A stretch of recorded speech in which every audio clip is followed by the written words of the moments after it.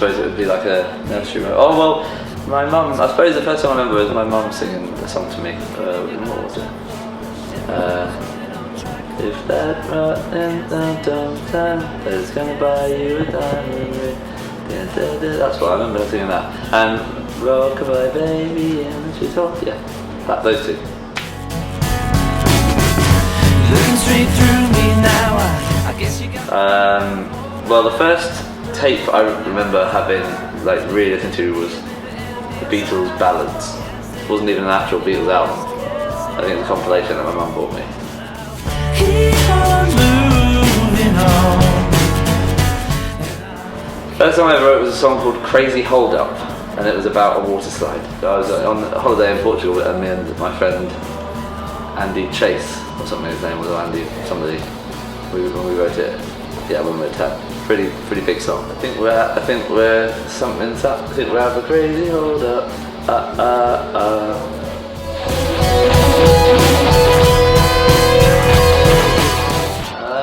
well, sure, what, like, to set it, so like it's, yeah, it'd be cool to have written Let It Be, go around being like, yeah, I wrote Let It Be.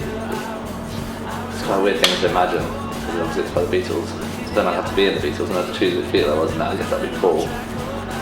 So yeah, I'll be Paul McCartney, I wrote Let It Be. Nice to meet you.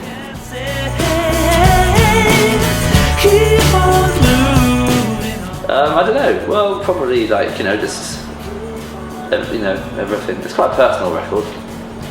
It's quite a sad record for the most part. I think it's inspired by just,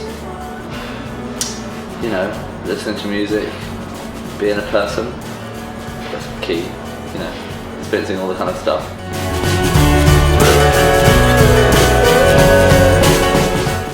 I'm not very good at sitting down and like having a songwriting day.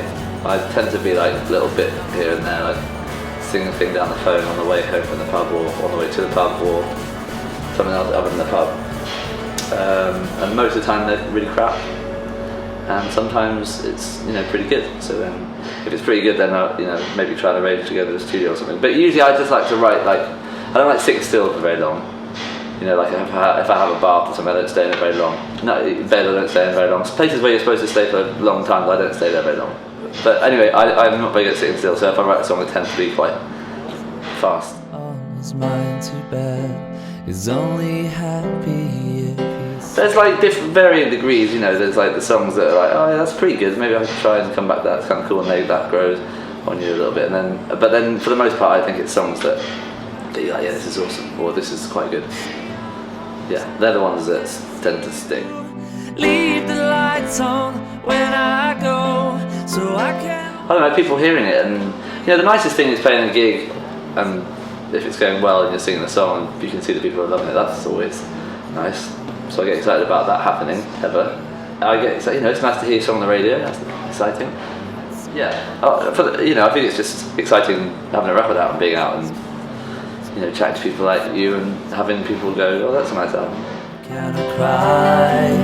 I can see the ground, I can't see you. Remember an incredible time, an experience, it was amazing. And it, totally changed my funny little life. Totally changed, like everything. So I remember a lot of travelling, although I'm still doing a lot of travelling, so that's not really changed. But I suppose I just remember, it's just a very high pressure situation that, because for a little while we were pretty big, or at least we were quite big in certain places, and it seemed like it was quite a cool feeling when you knew that everyone was watching what your band were doing. So that was quite fun. But it was also quite a difficult band to be in. We weren't, we never really sort of sat down and celebrated any of our success together. That was a bit of a shame. It was incredible. It was amazing. It was difficult too, though. But it was an incredible. I never ever. I always dreamt of being a musician or doing it for a job. I didn't really think I'd be in a band that sold millions of records and had number one and stuff. If I'm honest, you dream about being on top of the pops maybe, but you don't realise that actually it might actually happen. And then you go like, oh crap, that happened. And then you got to work everything else out around it. And then you find yourself drinking too much. And then you go, oh no, maybe I'll stop. For a while, for a bit, who knows? Johnny still hasn't got back to me, so. so I can't watch you. I don't know, I didn't really know much about songwriting before I met Johnny, really. I never thought about it. I mean, I wrote Crazy Hold Up when I was 10, that's obviously a big song. But no, I never, I didn't have much confidence really with songwriting. I think I wrote a couple of bad songs, and then in Razorlight, this is, I'm not saying this just to try and sound cool, but one of the first songs I ever wrote ended up being a #1 single, so that does something to your head.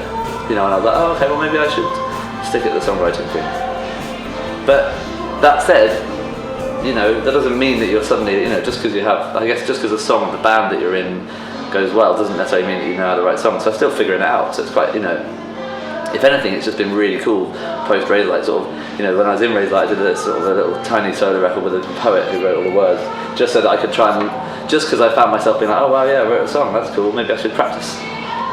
And then I actually do find like, I've always liked writing, making music, so I guess it's kind of, I do find it quite natural, but the actual craft of it is something that I'm not, I'm relatively new to, a few years in. I mean, I guess I've done a few albums, so I'm not that new, but whatever, kind of new, medium rare new.